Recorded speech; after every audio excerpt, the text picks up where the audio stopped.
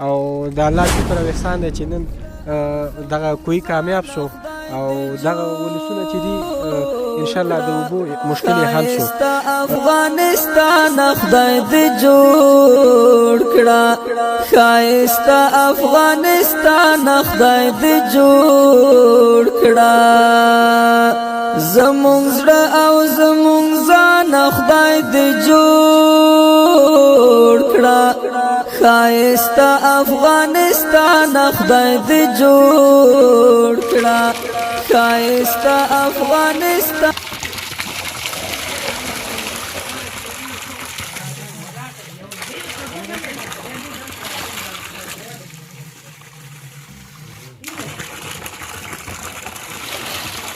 بسم الله الرحمن الرحیم. السلام علیکم ګرانو هیوادوالو. نن ناغلی یم د مورغۍ په سیمه کې. دا هغه سیمه ده چې تاسو وینئ څو ورځې مخکې دلته موږ یو کوهي دپاره یو غږ اوچت کړی و، یو ورور د نوم نه ښودو په شرط باندې، یعنې د کوزې پښتونخوا نه الله دی خوشحاله او کامیابه لري. دې کوهي دپاره نغدي مرسته وکړه او همغه چې زموږ د ټیم ملګري لاړه او دې دپاره یعنې مخکې سره هغه برمه راوسته او څو ورځې کېږي چې دغه کوهي باندې م کار شروع کړی. اوس الحمدلله غټه لاسته راوړنه د هغې په مټ باندې تاسو وینئ چې د کوهي نه اوبه را روانې دي او ښه ډېرې پراخه اوبه دي پکې. یعنې دې اوبو نه به دغلته کوم داس خلک چې دي دغه کورونه دا ټول خلک د دې نه به انشاءالله دغه اوبه استعمالوي. زیات خلک دلته دغه جومات دی د اودسونو دپاره. یعنې دا یو غټه صدقه جاریه ده چې ورځ د قیامته پورې به دا سلسله جاري وي او هغه ورور چې دا کومک یې کړی انشاءالله الله به یې ثوابونه ورسوي. د هغه ورور چې دا کومک یې کړی موږ هم ورته دعاګانې کوو، د اودس خلک هم کوي چې الله دې په مال حال او په بچیانو کې برکت واچوي او الله دې خوشحالي نصیب کړي. بسم الله الرحمن الرحیم. لکه څنګه چې زموږ د شینوار وس کې مینې ولسي خیریه بنسټ ورور یو رضاکار ځوان مخکې تاسو سره مکمل تفصیل باندې خبرې وکړي. دغه د ولس یو ستره ستونزه وه او د څه او د خوشبختانه چې زموږ یو ورور دغه لوی او ستره صدقه د دې کوهي په وهلو کې برخه واخیسته او په دې ډېر زیات مصرف او لګښت راغی او د الله شکر او احسان دی چې نن دغه کوهي کامیاب شو او دغه ولسونه چې دي انشاءالله د اوبو مشکل یې حل شو. د یادولو وړ ده چې په دغه ولس کې دغه خلک ډېرې زیاتې ستونزې لري. لکه مخکې چې د شینوار واس کې مینې ولسي خیریه بنسټ تاسو شهیدان یاستئ چې د ولس غږ یې پورته کړی دی. په دې ولس کې موږ ډېرې ناخوالې تېرې شوي دي، ډېر مشکلات خلک لري.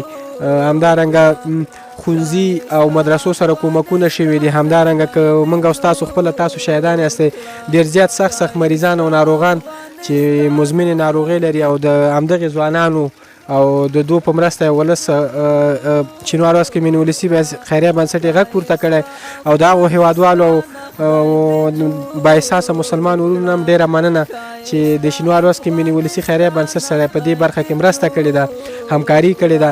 همدارنګه د یادولو وړ ده چې په ولس کې ډېر زیاتې موږ چې د شینوار واس کې مینې ولسي خیریه بنسټ د دې ټیم سره ثبتي ډېر زیاتې کونډې یتیمان او خلک لرو، بېوسه بېوزله خلک لرو.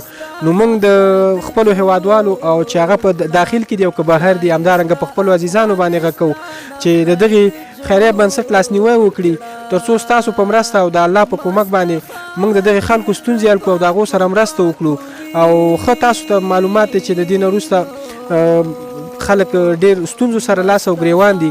نو هیله ده چې د دغې ورور چې دغه موږ سره په دې کوهي او په دې هغې کې مرسته وکړه همدغسې د دغې ځوانانو لاسنیوی وکړئ. انشاءالله ستاسو مرستې، ستاسو صدقه، خیرات، زکات به نیغ په نیغه پرته له کوم زیان څخه هغه خپل حقدار او وسدار ته ورسیږي. نو بیا هم د چا چې دغې کوهي کې او دې څا کې مرسته کړې ده کور یې ودان، نن دا خلک ټول خوشحاله دي. زه د دوی په همکارۍ او په نمایندګۍ ته مننه کوم او الله دې دا صدقه قبوله کړي او کور یې ودان. ډېره مننه، خیر اوسئ. بسم الله الرحمن الرحیم. نو مخکې نورو ملګرو هم دعاګانې او ښې خبرې وکړې، خو زموږ د هېوادوالو هغه خلک چې هغه وس لري، توان لري د داسې کومکونو، نو دلته ډېر کویان او داسې ډېرې نورې خبرې دي چې غریبان دي، کونډې دي، یتیمان دي، نور کارونه دي.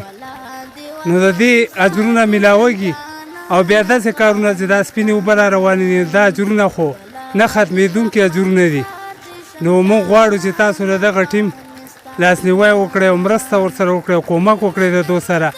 دا هغه خلک دي چې غریبو، یتیمانو، کونډو، رنډو او د وطن د مشکلاتو پسې ګرځي او ځای ته یې رسوي. انشاءالله ستاسو مرستې به ځای ته رسېږي او هېڅ دغه ځي ته به نه ځي چې تاسو په خفه سئ یا ستاسو مرسته بې ځایه لاړه شي.